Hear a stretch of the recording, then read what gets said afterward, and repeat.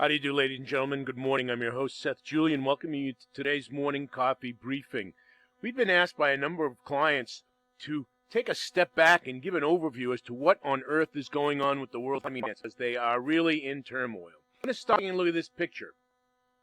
This is a satellite satellite image of shipping outside of the port of Shanghai. It's backed up terrifically. This goes back to April 20th. It's a couple of weeks old. And it shows you, and by the way, it's got Shanghai is coming into the third month of house arrest. So these ships are idle and waiting for loading or offloading, and it's slowing things down, and it's going to contribute to inflation is rapidly expanding and increasing. I want to show you a couple of other charts to bring you up to date with what is going on. First, we're going to take a look at, the first thing I want to point out is this. If we go to the strength of the U.S. dollar by looking at the U.S. dollar index, and this shows you that since April 25th, the U.S. dollar, and I'm sorry, this is a 4-hour. Give me the daily chart here. This has just been going up, and away. The dollar is getting very stronger because the U.S. economy is relatively robust. Interest rates are rising in the United States, which the rest of the developed world is reluctant to do because they're afraid of engendering a recession, whereas the Fed, while also slow on the uptake, is less timid about doing that. So the dollar is very strong. Also, we are seeing a massive sell-off, even in the mighty Tadawul. We're seeing a huge sell-off here. Not a huge one in the Tadawul, but the beginnings of a sell-off, but huge sell-offs everywhere else. The Kakaron, the NASDAQ, the Milan, the Nikkei, the S&P 500, the Aussie 200,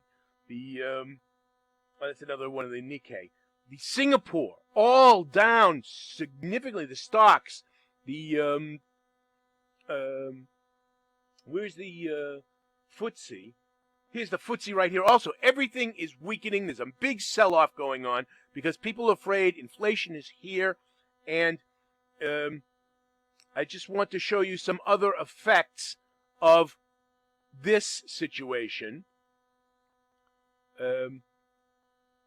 This, of course, is the other contributor to the inflation story. We've had the lockdowns, the house arrest in Shanghai, in China in general. Trade is slowing down. The inflation was initially initiated. I don't know if that's legit. By the pandemic and the slowdowns, and I won't go into the history of the pandemic-related inflation, but it started as a result of the pandemic. This is the second cause. This area in the blue dot is the area that was occupied by the Russians before the breakout of the war on the 23rd. This is what they've taken out. These little tiny blue areas are areas where the Ukrainian army is pushed back. But these are the areas in dispute. Are they in dispute? Let's see what the pink is. Claimed as Russian control, and these are as assessed Russian damages. This, by the way, is taken from The Economist, the world's finest news source. And it's not looking good. It's not looking good there. So these two factors are contributing to a situation that we haven't seen in quite some time and is likely to continue.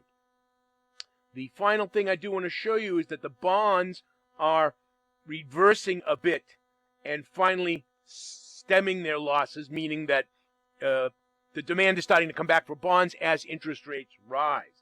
So, ladies and gentlemen, just in summary, let me review. Oh, yes, and the final thing, I guess. Take a look at some of the currencies. As a result of the strong dollar, they're really shocking. Pound yen. The yen is really weakening terribly. The Kiwi versus the dollar. The dollar yen. You don't see this every day. It's going to hit 130. We haven't seen 130 since, I don't know, 1998, 1997, a long, long time ago. Pound CAD. Aussie Kiwi. Anything with the yen, although the yen is actually strengthening with respect to the Kiwi, that's unusual.